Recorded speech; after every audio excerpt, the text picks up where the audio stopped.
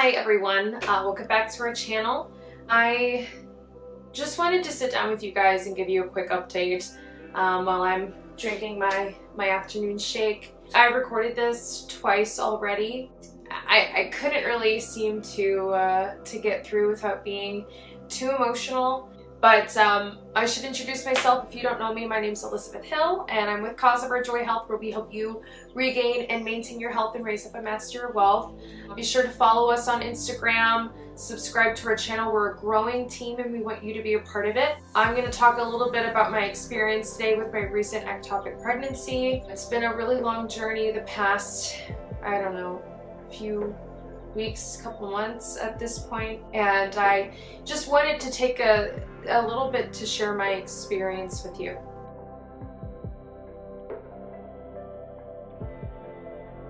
So before I get started sharing my own story, if you clicked on this video because you've had an ectopic pregnancy yourself, or your loved one has, your spouse, please know that I'm praying for you. After this experience, I understand how important it is to talk about miscarriage, loss of a child, because it is something that I think we deal with silently. I know so many families that have lived with the burden of miscarriage and really ever spoken of it, and I feel like there's a lot of healing that needs to be done. As I share my experience with other people, I have a lot of other people say that they went through a similar situation, or they had a family member who went through a similar situation. So I hope this brings about healing, not just for myself, but for other people, so that they can openly have I don't know, at least some type of exposure so that they can heal.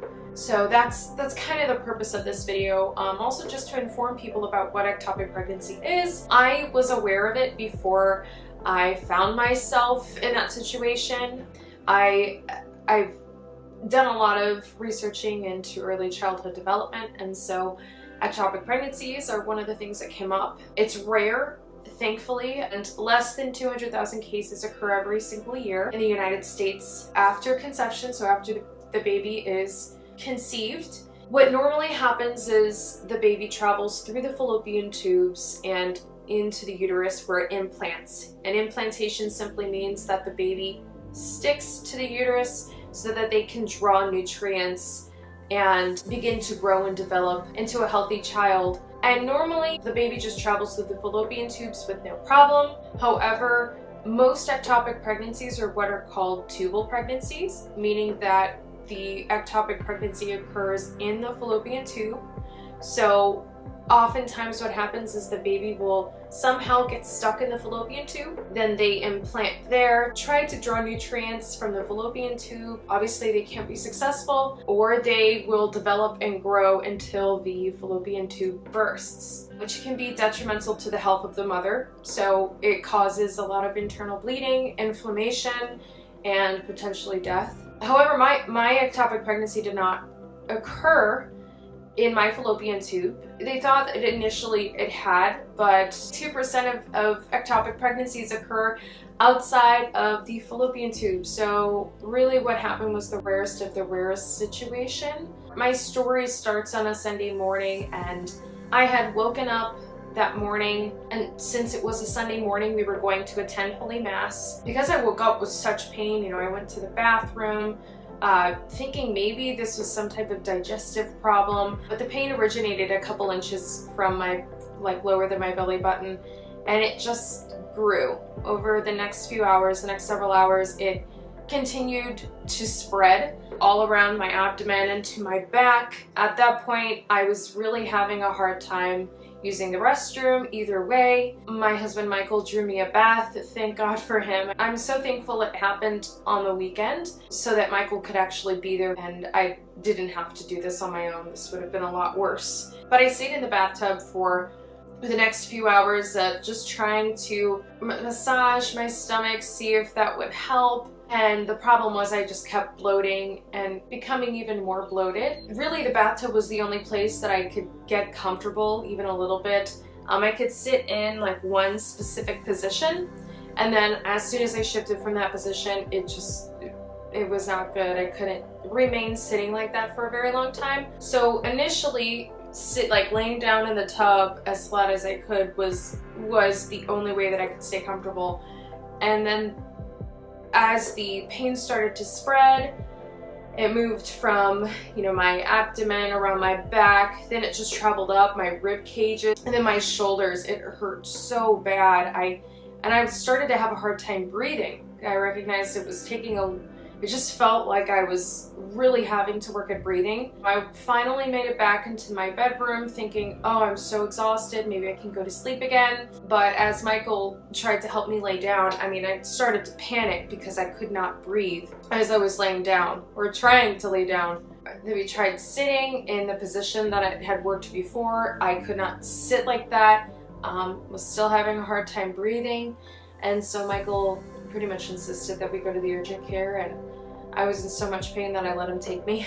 So we went to the urgent care, and as I described all my symptoms, the doctor, you know, tried to press on my abdomen. I mean, I was screaming in pain. It was just very, very painful. Any examination that they tried to do, I couldn't lay flat, and I could not tolerate any pressing on my stomach. It just felt like it was the worst pain. So after hearing all my symptoms and doing a little exam, they had me take a pregnancy test. Right after the doctor came back and told us that the pregnancy test was positive, which was definitely one of the happiest moments of my life. But it was quickly followed up with, we think it's an ectopic pregnancy. After that, I was pretty just inconsolable. They called an ambulance, and that came right away to take me to the emergency room. Thankfully, Michael called my parents as well, and they were there the whole time. And thank you so much, Mom and Dad, for being there. It just really reassured us. They took us to the emergency room. It turns out that ectopic pregnancies are the leading cause of death of the mother in the first trimester, so they were concerned about that, making sure that I had everything confirmed so we knew if they needed to operate or not. We got in right away, blood test, urine test, ultrasounds, which they couldn't see anything with the ultrasound because I had so much blood in my abdomen. But so they estimated that I had a ruptured fallopian tube, but you know, they weren't sure because again, they couldn't see anything with the ultrasound. So they went in for exploratory surgery and thought that they would most likely have to remove one of my fallopian tubes. I think 3 to 4 hours after I arrived at the emergency room, then I was in the operating room. So it was very quick turnaround, although it felt like forever in the moment. So after surgery, they allowed Michael to come back, and the doctor had already filled him in, so he had filled me in on how the surgery went and what they found. So initially they weren't totally sure what had happened, so there were 2 options. The first was that I had a cyst on my ovary first, and the child had successfully implanted in my uterus. That was the first option, which we were really hoping for. And the second option was either the baby had implanted on my ovary and had imploded, or when the baby implanted on my ovary, it caused a rupture on my ovary, and that's what had caused all the internal bleeding and caused the death of our child in the process. So we didn't really know which one had happened. I had some blood tests afterwards to confirm. They had found about 1 liter of blood in my abdomen, which would explain all of the incredible pain that I was experiencing. I'm really grateful that we got there on time, and I didn't have any other complications from that. 5 days after surgery, we got the call that the blood test had come back. My progesterone levels and HCG levels had dropped significantly, so we had lost the baby at some point. In ectopic pregnancies, the child never makes it. As much as science has progressed, they haven't found a way to remove an implanted baby and put them in the uterus where they should be. Since it was an ectopic pregnancy, we lost our little one. Even though this experience was really challenging, I am just really grateful for one, that we got to experience any time with our child.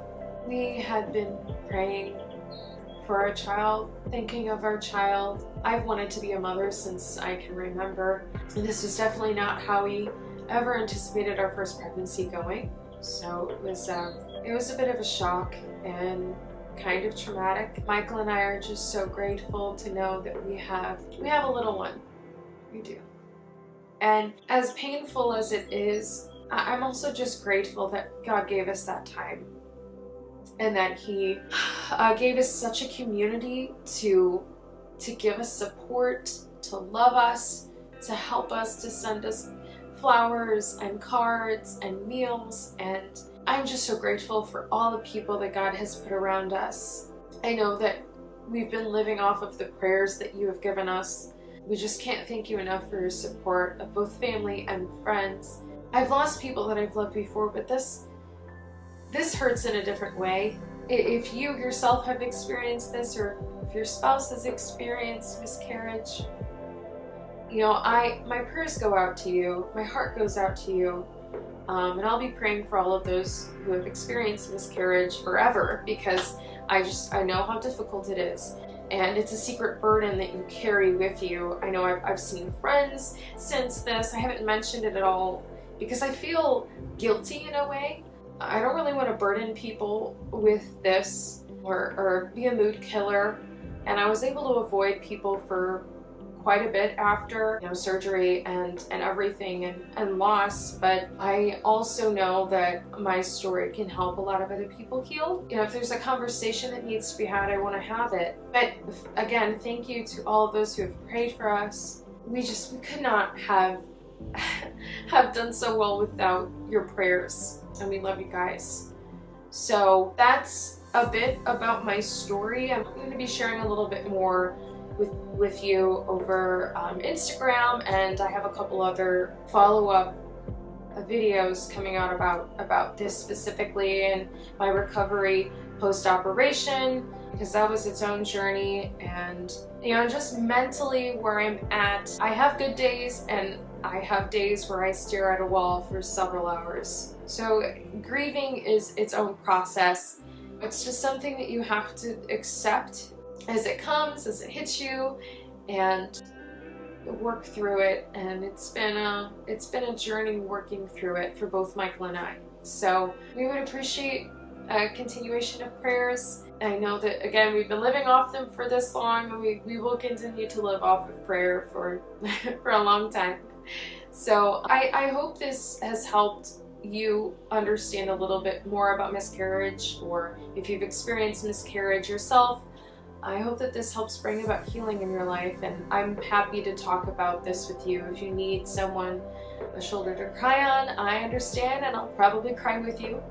So, you know, just a reminder again to follow us on Instagram, subscribe to our channel here. We're a growing team and we want you to be a part of it. Again, my name is Elizabeth Hill and I'm with Cause of Our Joy Health, where we help you regain and maintain your health and raise up and master your wealth. Have a very blessed day.